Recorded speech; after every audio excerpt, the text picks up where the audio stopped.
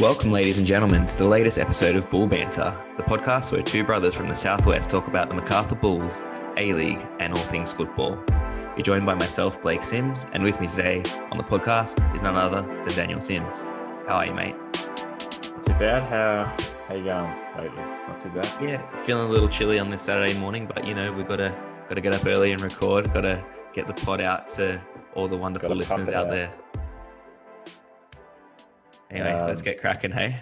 Let's have a look at the 3-1 victory that we had over Melbourne Victory at Campbelltown Stadium last Friday. Say that one 10 times fast. Yeah, tongue twister. But yeah, it was a good little match. Good to see us get on the 3-pointers when we were at home. And it got off to the perfect start, didn't it, with Derbyshire going through and capitalising on a Gerrard-esque slip from Dylan Ryan at the back there. You had to bring that up, didn't you? Yeah. Never forget. One of the most iconic Premier League moments ever. But yeah, it's always good when you can get 3 points when you don't play a particularly good 90 minutes of football. Victory they should have at least scored 3 themselves, but were saved by the woodwork a couple times, and then saved by Federici a couple times too, with some just insane saves. So it's I think that 3-1 scoreline doesn't really reflect how well we played. It made it seem like we just controlled the game, and then Victory maybe got a late one. But it's interesting. Like, we're never one of those teams that blows a team off the park. We've got to feel like we're in a fight.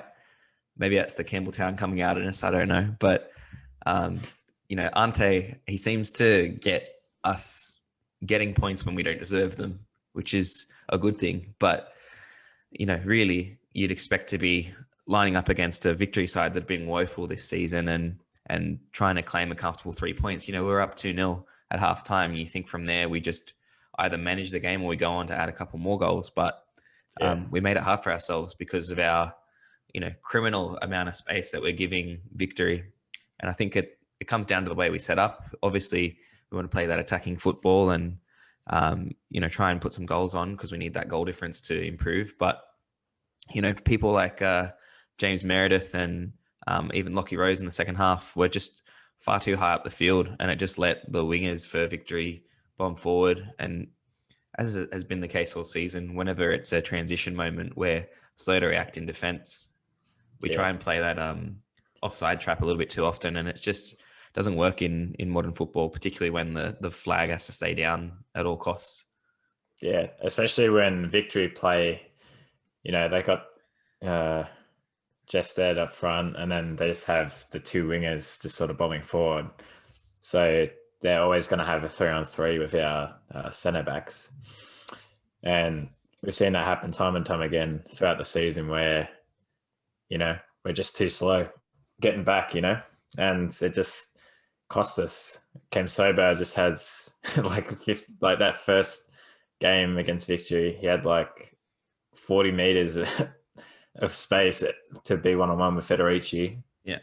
And then we saw it a couple of times as well when Cam Sober got his goal this time around. I forget who went through for Victory, but Leighton Brooks, yeah. Same thing happened. He had like 30 meters of space in behind our back line, hits the post, and then we're just unlucky that it deflected right to Cam Sober. But yeah, do you see us changing how we approach things at the back there? Because it's solid at times when we're able to get everyone back, but then it's a bit lackluster compared to... I never worry about like balls going into the area. We got the kind of players that can win headers and clear it out of the box, but that's another thing. When we sit back like that, we are defensively solid, but we invite pressure, and eventually, if you cross 100 times or you take 100 shots, one of them's going to go in. So we need to set up in a better way where we're more controlled across the pitch. I think, especially in the second half, we missed Benyat. He had a little bit of a calf strain and came off at half time. He should be all right to play on Sunday against Perth, but we need that anchor man to just keep us ticking and to maintain possession. That maestro in the midfield, because it was you could see the difference after he came off. There wasn't really that guy in the mids for us that can just knock it around at will, get it, ping it out wide, and we probably can't tell as much watching from the sidelines, but he's probably commanding people like, oh, you got to be here, you got to be here, and he's just bringing everyone together, He pops up in the right spot all the time to receive it from the back line. And so what you saw was when we did have possession of it in our back line and we're looking to play that ball in, it's either people weren't taking responsibility or they were out of shape because they're used to Banyat, dropping a bit deeper and receiving the ball. But Jeannot tried to do it a few times, but because of the way we were set up where we had the wing back so high, it was really difficult for him. He was mobbed pretty much. So to give you an example, Susnia had it at left back or left centre back, and he was looking to play it, but Meredith was too high up because he'd just recently gone on a run. And so then Jeannot drops in, but he drops in not into the middle, but into the sideline. And then when he receives it, he's gone to turn and he's got, 2 or 3 around him already with very little space. So, I don't know if that's him trying to go wide to get more space, but, ironically, he probably would have had more space if he went in the middle.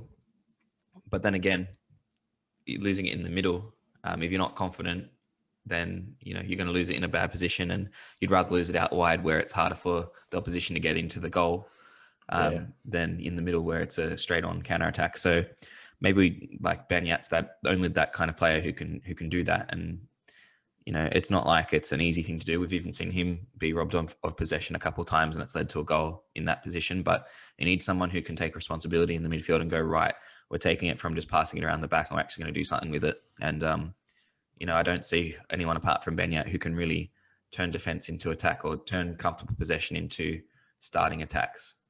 Yeah. And, as you said with Jono, I personally prefer to see him further up the pitch anyway. Like if we can get him into a cam role more often than not where he's not got such a defensive onus on him and is dropping really deep and then has to turn and, wriggle his way out of tough situations. I'd rather see him utilised further up the pitch where he can find those pockets of space. Banyat can work the ball out wide and then he can receive it on the turn and start going, Yeah. And to be fair, we've been seeing that a lot from Charles recently, and he had a cracker of a game on the weekend, didn't he? Yeah, he was full of energy. He was doing the work of 2 guys, especially with, Liam Rose playing that sort of more conservative right wing back role in the first half. Charles was having to do a lot of the work, marking 2 men at times and keeping Victory sort of pinned back.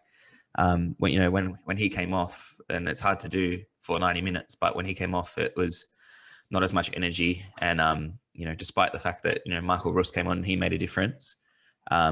It was less cohesion because you had Banyat gone, Charles was gone, and we missed his pressing, especially his energy, just to make the Victory players think twice about how they'd play their pass.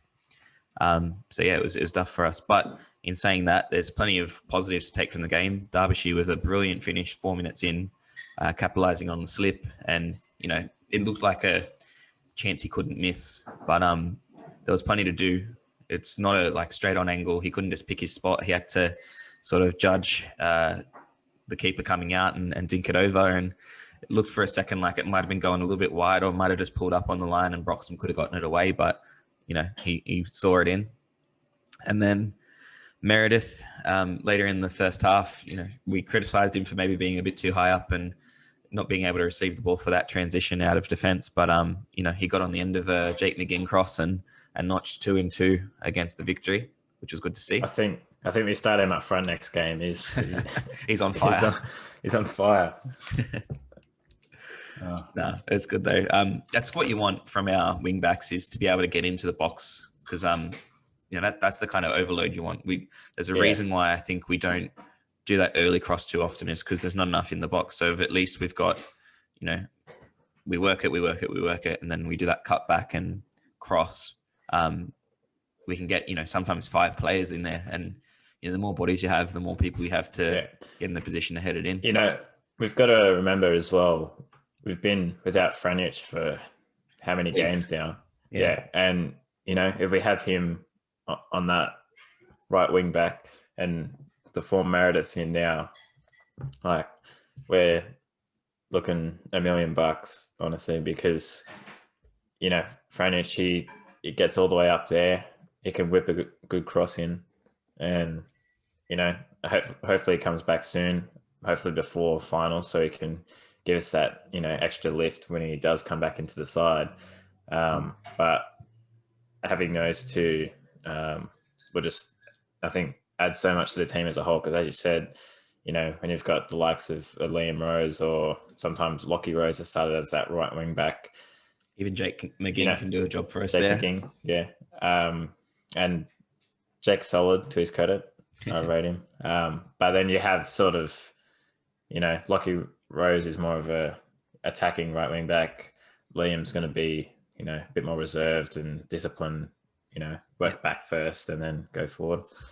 And I mean, it's fair to say they can't do it like Franjic, which makes sense. No, he's next level. There's a reason why he's played for the Socceroos in that role before. Yeah, exactly. But yeah, and then, Roos came on again, got some decent minutes, and he was the difference to really put the nail in the coffin when he got on the ball in a bit of space, just started driving at him. Channeled Gareth Bale as he said he would. Gareth Bale, yeah. And then, when he's running at people, like, I mean, they're terrified. It looks like the defenders just like shit themselves, honestly. Yeah. He had 3 around him for that goal. Yeah. It's easy. They just back off him. It's easy to miss, but because it happens so quickly and he's so rapid. But he's moving at such a pace, and you've got experienced defenders in like Lee Broxham and others in the Victory lineup. There's the midfielders tracking him, but he's not putting in the full effort.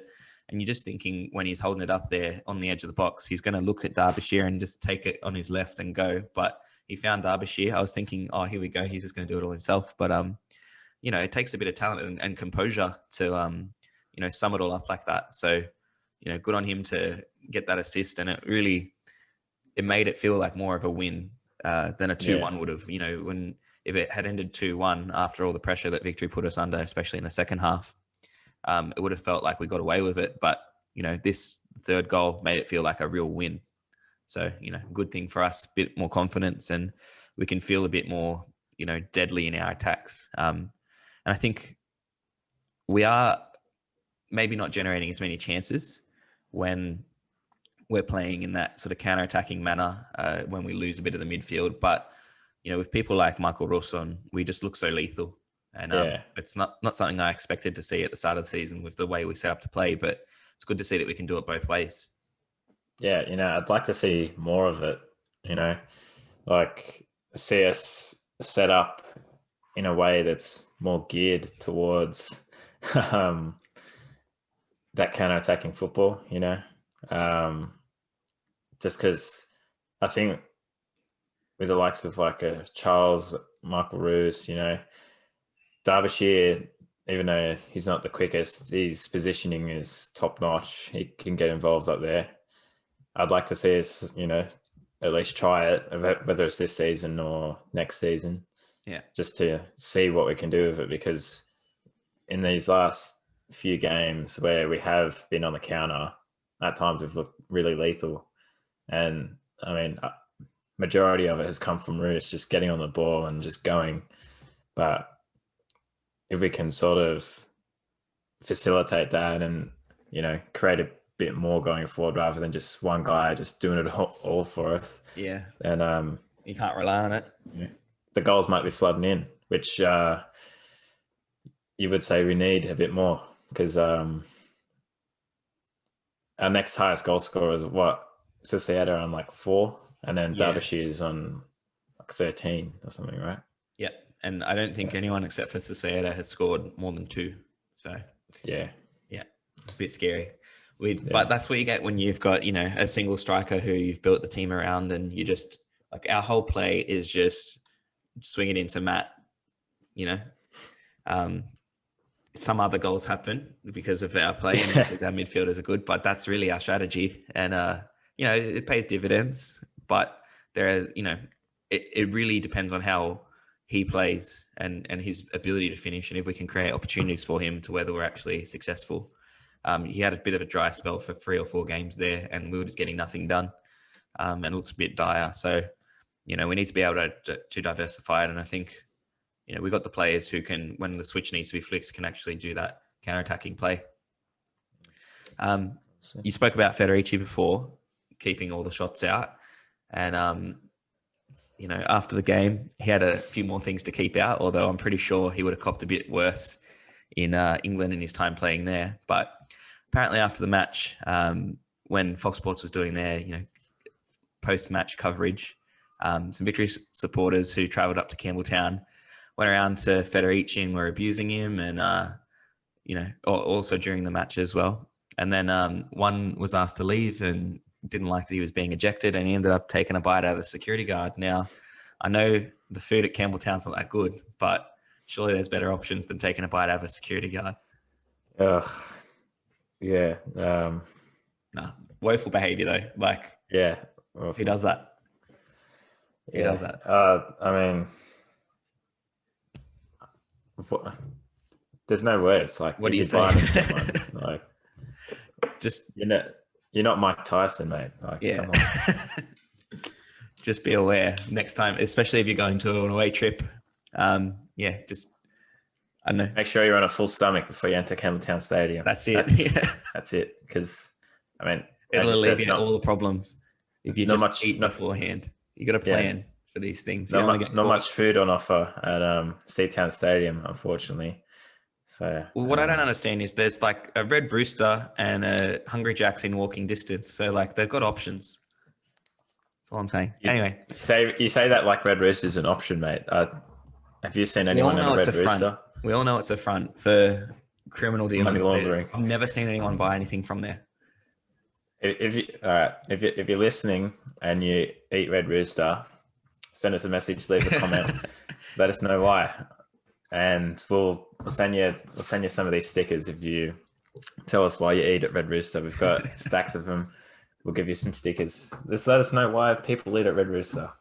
It's one of the mysteries of Australia, to be honest. But yeah, a mystery of modern football. Why people don't eat at Red Rooster.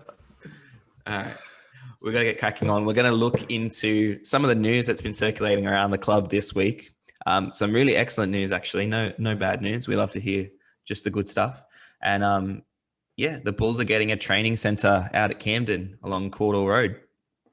The Boardman family previously owned the land there. And if you know anything about Macarthur football, you know Neil Boardman previously worked with Picton Rangers and also Macarthur Rams. So they're a family with lots of ties to local football, and they've, I guess, done this deal with the club to sell them the land to be able to make this, over $30 million facility, which is going to be our, training academy for younger teams, for upcoming W League team, which hopefully will get into the league either next year or the year after. And will be sort of a nursery for young footballers in the Macarthur region. So this is a really positive step.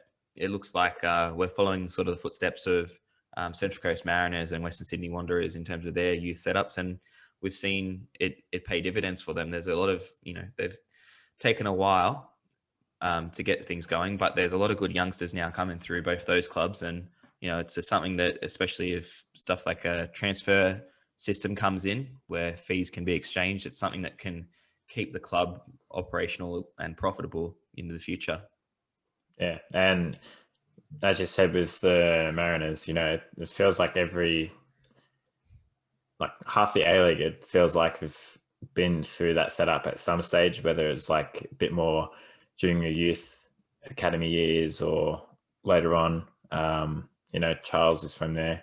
Obviously, back in the day, Beanie came through that. So Liam Rose used to play for Mariners as well in his younger years. So plenty of talent through there. And another person we've got to talk about who actually went through the Western Sydney Wanderers Youth Academy is Carl Chimenti, who joined us just yesterday on a short-term deal from NPL1 side Rockdale Illingdon. He scored 7 goals in 10 appearances, and he's been playing there just after coming back from a stint in Croatia. Now he was with a Zagreb-based club known as Spansko, and then he moved from there to Druga HNL. So if that makes sense to anyone, let me know. But they had to close down their league because of coronavirus last year. So he moved back to Australia, was cooling his heels in the NPL1, and pretty much taking the piss with it a little bit, if I'm honest. But no, if you have a look at what Rockdale have done, they're one of the top sides in the NPL1, and Jurasevsky, who's the top scorer in NPL1, was sort of forming this good combination with Shimenti. So what do you make of this? Because it's just a short-term deal. Could it be sort of like a trial where he's maybe trialing for us, or is he just looking to play in a professional environment and then maybe go back to Croatia next year, potentially? Yeah, I probably would see it as more like as a trial, and whether it makes sense to use him a bit more in the A-League setup of things rather than sending him just to Northbridge.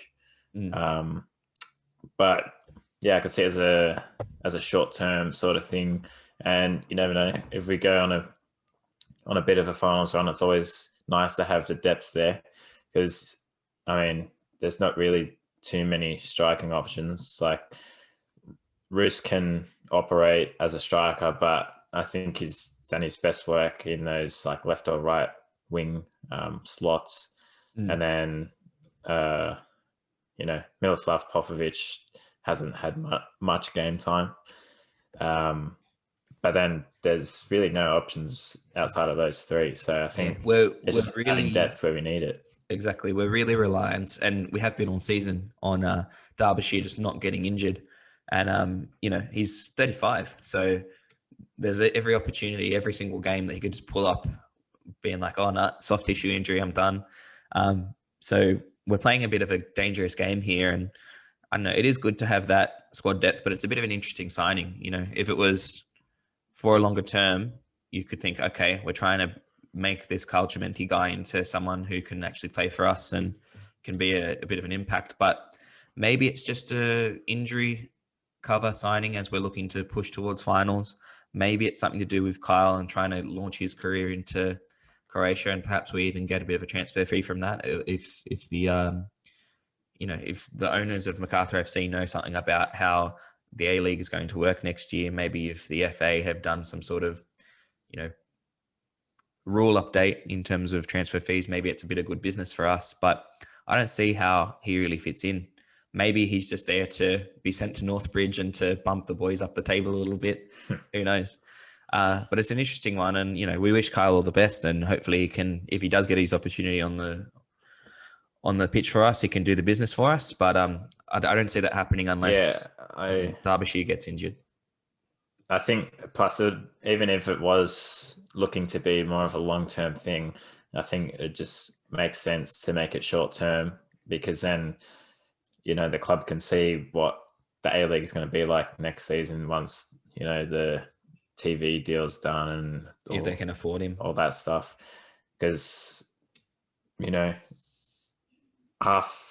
every A-League team is going to have like a completely different team next year, it seems like. Yeah. Because a lot of the players in the league are out of contract at the end of the season. So I think if he, it makes sense to sort of trial him first, and then if he does if he does the business, then we can look at it next season and be like, all right, can we afford him? Yeah, let's get him. Yeah. So he could be a good player for us, but it just depends what we decide to do with him. And if he lives up to the expectations, I guess we'll find out over his short-term stay here in his first contract. Another player who's off contract this season and we've actually benefited from is Ulysses De Villa, who has been heavily rumoured and almost certainly confirmed as joining the Bulls next season on a 3-year deal. So that leads to a bit of speculation for who's going to go out of the squad to accommodate his wages, because apparently he's on $750,000 over that 3-year period, which is quite a lot of money. So mega money. Yeah, it's marquee money, let's be honest. So would that indicate, Yeah. I mean, first of all, before we talk about other players, Ulysses Tavia, obviously fantastic player, has contributed to, a bunch of success for Wellington. Basically, in a mediocre Wellington side, has made them very competitive over the last 2 seasons. He's been their main man. And I'm sure, when people saw him play at Campbelltown Stadium earlier in the season, he was the man running things. No one could get the ball off him. They had to foul him every single time. And he has that ability about him where he can just draw a foul if he wants. He's got the genres. But he's also got the Banyat ability to just coolly and calmly pick the right pass, keep things ticking over, but then also the energy to move forward and get involved in attacks. And he does so regularly. He's put on assists. He's scored goals. He's been the real weapon for Wellington. Yeah. And, he's only 30 as well. So it's not like he's coming in at like 35 or, something like that. He's not carking it. He's not past it. Yeah. We're going to get, 3 solid years out of him if the contract length is true. It's obviously not confirmed yet, but the rumors sort of just picked up out of nowhere. And a lot of sites were just saying, 2 million or whatever for the VR. So, but yeah, over those 3 years. Well, it's been confirmed not just from the World Game SBS, because sometimes they put some spurious things on there that don't actually end up being true. But this has been confirmed by NZ Sport. They've confirmed the World Game and Fox Sports Australia's link of the Mexican star to A-League rivals Macarthur on a lucrative multi-year deal. Apparently, Davia was keeping tight-lipped when asked about his imminent departure following the team's training at Sky Stadium on Thursday. So, as you know, Wellington has moved back to Wellington from Wollongong. But he's already apparently informed his teammates of his decision to join Macarthur next season. So he's already said his goodbyes. That's really good news for us because, it's pretty much confirmed. And that last game of the season against the Phoenix is going to be, a good little introduction to the Macarthur fans. I mean, if it comes down to it, because Wellington are still sort of in calculations for the finals if they're playing well. I mean, they play against Western United today. They could conceivably knock them out of the finals and, push on themselves. So if it comes down to it and, it's a penalty, let's say they get Davia to step up for it. And this could... No way they're getting him to step up for that. No way. No way they let him step up? No. I mean, if he's smart... He's their penalty taker. Oh, no, Hemed also takes them, but yeah. But if our, finals hopes come down to that, I don't know. Then we failed. Yeah. Yeah, we should wrap it up. Really, if we play well against Perth tomorrow, we get it all sorted out, we're well ahead and other results go our way, of course, it's much easier for us. We still have to play Wellington, we still have to play Western United and Central Coast as well. So they're all beatable teams. But yeah, it'd just be interesting if that final day had any sort of significance on it. Would Davia even play? Who knows? It'd be if there's some 90th minute Davia winner that knocks us out of the finals, we'll have mixed emotions about him. We have mixed emotions when he comes in next season. Yeah. Oh, that'd be hilarious. And then imagine he just comes in and just sits on his wage and does very little. Mate, don't even start. Don't even start. Cynical, but good stuff. He's a good pickup, and you can see his style of play would probably be a bit more progressive than Banyat, while still not losing the complete structure of someone in the midfield who can keep us ticking. So does he play more as a centre mid, or did he also play a bit out wide? Or yeah, he floats around, so he can do the centre mid role. But Wellington have Rufa and Devlin, who are just mongrels who just clean up for him, and he's able to play that attacking mid role. I think it's kind of like in that Susiata role where he just sort of has free reign. Yeah. But hopefully they can get them both on the same pitch together. I mean, it'd be really good. That's something we have to talk about. Who makes way for Davia when he's coming in? I mean, I think if one of the Spaniards go, they both go, don't you think, with Bernard and Yeah, Societa? with their relationship. Yeah. Who knows? But we've had. I mean, Societa, for instance, I think he could stay. He's already put his sons into school in New South Wales. You don't do that unless you're planning to stay. I mean, you just get like private tutoring or whatever. Homeschool, yeah. Homeschool.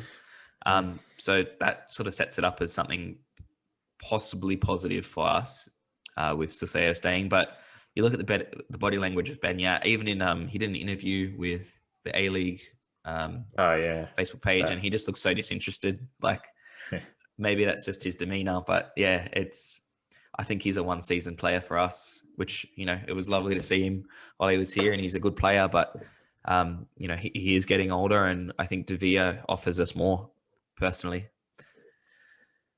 But in saying that, so we have, Ben Yat possibly going. I think Puyo's probably gone as well. Especially because he hasn't gotten massive minutes. He's only ever sort of come on as an impact player or been there for 60 minutes and then subbed off. So I don't see us missing him too much. And I know he's here on pretty big wages because he is a foreigner.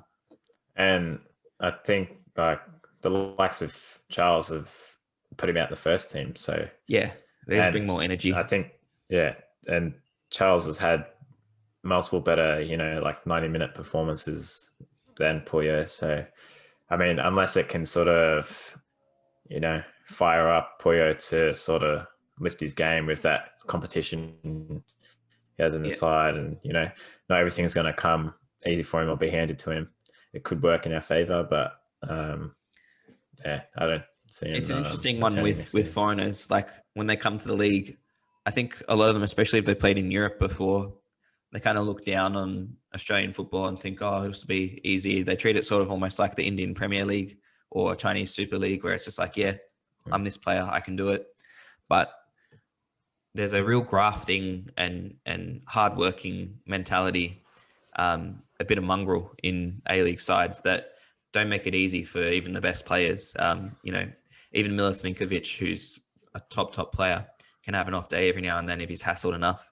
So maybe they don't factor that in, and maybe they have to lift their standards a bit more, but I don't see Puyo sticking around for another season. So it's Ben Yat and Puyo gone. Martis, his loan finishes, and I see us probably offloading a few of the players we haven't used. Perhaps players like, Walter Scott, Yanni Nicolau, people who just haven't really broken into the squad and could be replaced by a youth player. Yeah. But then again, you want to keep that depth, and, they might add more to the team off the field, sort of keeping that harmony and community in the team. One of the things I think that we do need to look at in the off season, and it probably won't come through until, midway through next or into next season, but we need to have a ready-made replacement for Derbyshire. Not many people can do what he does. I know he cops a bit of, criticism online for just being a tap-in merchant, like not taking players on or, not linking up in the play so much. But he does so much work for us off the ball. He leads the press. He knows how to pop up in that right spot to get that goal. And, he's got 13 goals this season. He's probably going to have more by the end of it. Replacing that many goals through one player is a difficult thing.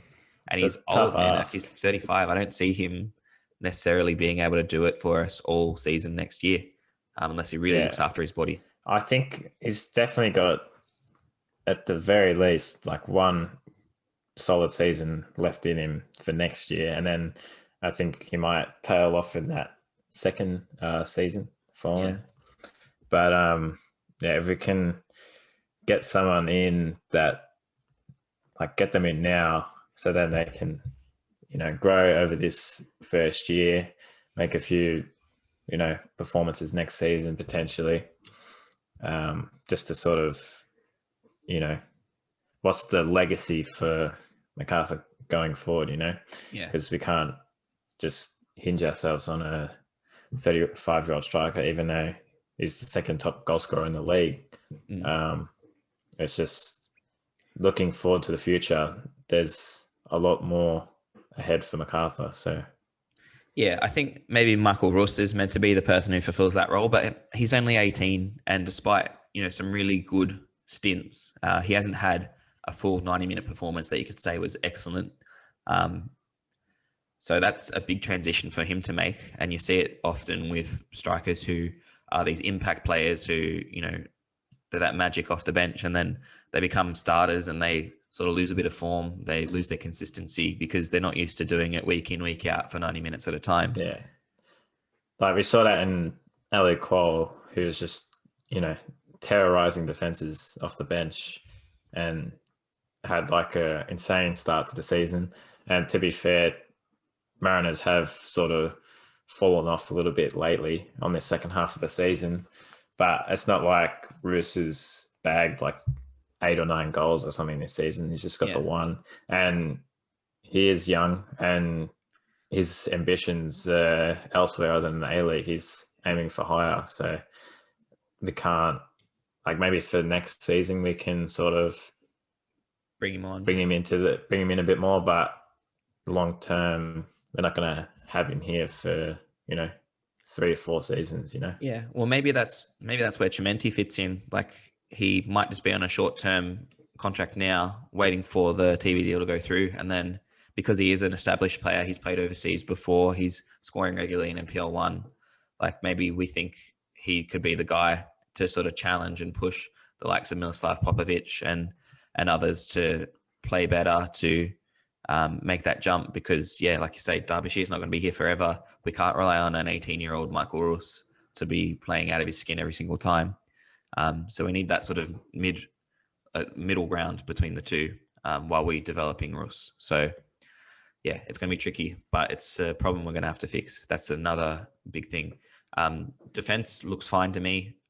We've got, calm heads at the back. We've got experienced players. Milligan will play another season, you'd think. I'd be very surprised if he just was here for one season, then it, retired. I think especially that centre-back role suits him well. Yeah. He doesn't have to do too much running. He can just do the talking and, organising of everyone. And he can still pick a pass. Like, he's got another couple of seasons in him, I reckon. Yeah. But yeah, it'll be interesting to see what we do in this off-season in the transfer market. But a lot of that also depends on where we end up finishing. And to sort of figure that out, we've got to have a look around the league. Obviously, play Perth on Sunday. We need to pick up 3 points there so that we can have a bit more confidence and comfortability in the run-in, because other teams around us are set to play each other. And if we can just get that cushion, it becomes a lot easier and we don't have to stress so much. But having a look on Thursday night, Adelaide played against Perth in Perth and they stumbled. They went up early to a Cassini-Yangi strike, and Yangi sort of let the shed know exactly how he felt. He was very excited about that goal, but it sort of come back to bite him with strikes from Bruno Fornaroli and Chris Economides, saving it for the Glory. So one of the things we've got to be wary of on Sunday is Perth, when they came to Campbelltown, didn't have Chris Economides and they didn't have Joel Chianese. And they're two strong offensive players who know how to play with each other. They know how to play with Castro and Fornaroli. They're really part of the setup there. And they're weapons that can be brought off the bench, or, they're good at dribbling, they're good at shooting, they can do it all. And they're threats that we didn't have to deal with last time. So while we kept Keogh quiet, we kept Castro and Fornaroli quiet, we didn't have to deal with them. So there's something we have to look out for. Yeah. And it just looks like Perth are on the up and up. Did you have anything to add? Yeah, it's going to be a tough one at the weekend against Perth because, they've been hitting the ground running recently. And, maybe the win against Adelaide, it's worked in our favour because we're on equal standing with them now, Adelaide. And, if we can at least pick up a point here on the weekend, then we're above them by a point on the same games played. And then you would suspect that City can do the business over Central Coast, and that then they can secure the first past the post this season. And And then if we can, get a good result against Central Coast, then we're sitting on, third or maybe even second if results go away. So Yeah, it's going to be tough. I think at least we just need to get points this weekend, I think, because Perth are just in hot form at the moment. So yeah. I'd settle for a draw, knowing that we can play Western United and Wellington. Although ideally we get 3 points, and it's not a worry. It's not like we couldn't do it. We've beaten them before, and we drew when we went over there last time with a very conservative and a lineup that was lacking a few players due to injury and suspension. So it's not like we can't do it. We just got to make sure we're playing, well and not let them into the game. Because, if we let them get up early, it's going to be much harder for us. Yeah, if we afford them the same chances we afforded Victory, then they'll just dismantle us. Yeah, that's right. So we're going to make the most of it. Casting our eyes back to last night, Newcastle had the chance to do us a favour. They were drawn on 60 minutes, and then by the 67th minute, it was all over for them. There were 2 deflected strikes and an own goal in that game. And yeah. That's peak A-League, isn't it? It's peak A-League. And, all Newcastle had to do after scoring in the 60th minute was not be shit for half an hour. And they couldn't sustain it for 10 minutes. So, I mean, thankfully, we're not at the point where we're out of the top 6 and we're thinking like, oh, this team needs to win this one for us to have a chance. We've got a little bit of breathing room still, not much, but whether we show up or not determines our season. If we're not having to win every game from here on out, and relying on results still, we hold our own destiny with this one. And if we can do it, then we'll be there, and we deserve to be there if we can put in good performances for these last, 3 or 4 games. So I think we're a good chance of making the 6, but 5th just doesn't feel safe. Like, we're on 35 points at the moment. I think we need to get to at least sort of 47. Sorry, not 47, 42. Just to make sure that we're in that solid group of finalists, and hopefully we can sneak into the top 4 with that. If you look at the other fixtures to go, we've got, Melbourne City to play Mariners. I mean, you could do everyone a favour and just have a draw there. Although Melbourne beating Mariners would be beneficial to us because Melbourne have already got the title, basically. Yeah. Sydney FC versus Wanderers. Wanderers have really good form over Sydney FC, but you'd probably want a draw or a Sydney win there just to completely knock Wanderers out of not title contention, of finals contention. Looking at the Melbourne Victory versus Adelaide game that's on tomorrow before ours, that's a good chance for Adelaide to re-establish themselves and get some points. But, they just recently played as well, so they might be a little bit heavy-legged. They have to go to Melbourne to get those 3 points, and it'll be a tough task because Melbourne look a little bit more settled, even against us, who, even though they couldn't capitalise on the chances, they look a lot stronger than they had earlier in the season. They could do a sneaky one, pick up a point, maybe steal 3 even. Yeah. So that's definitely one to watch there. Yeah. Hopefully they can help us out a little bit. And then Brisbane on Tuesday play against Melbourne City. Now, the hope is that Mariners can draw on the weekend here and Melbourne City are still up for it. You know what I mean? Because I could see Brisbane poaching a couple points there. With especially if Melbourne City switch off after winning the plate, rest a few players, put some youngsters on. Could see it going against us because we need Brisbane to fuck off. And following that as well, on the Wednesday, Western Sydney Wanderers play against Wellington. Wellington having to travel back into Australia to play at Bankwest Stadium, and depending on how their results went, if they beat Western United, then they're still in the hunt for the 6 and could be a danger. And if Western Sydney have beaten or gotten a good result against Sydney FC, then they could also be searching for finals football. So ideally, again, you see a draw in that match and just they both sort of kill each other off with mediocrity. I don't think... we don't want to be playing Wellington on the last day when they've got to sniff for finals. Yeah. I don't think Western Sydney make the 6. They're just a bit too inconsistent, really. Yeah. But Perth and Wellington, I think Perth especially, they could really just win these last 4, I think, or however many games they have left, I think. But other than that, I think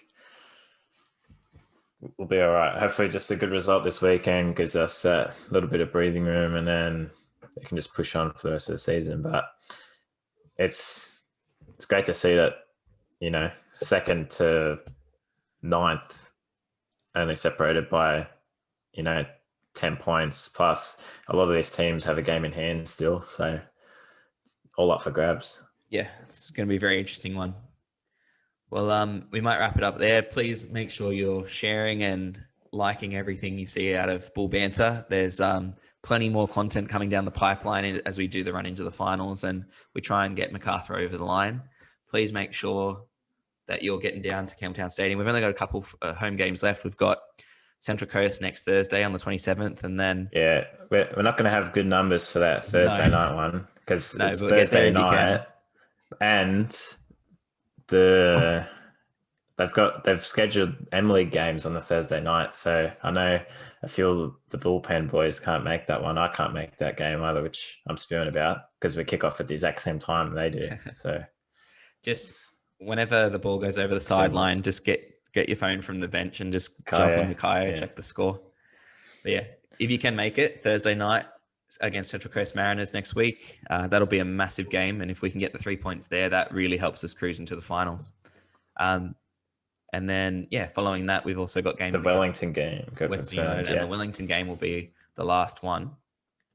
That's going to take place Friday the 4th. of June. Yeah. So Friday Night Lights, depending on how the rest of this season goes, it could be one where we're, fully charging into the finals, or it could be, and the decider happen, but it could be one of the last games we play this season. So it'll be a good one to go and watch. But get around Bull Banter. We're pumping out more of the content, and it'll be some good stuff. So thank you so much for listening, and we'll catch you next time. Go you Bulls.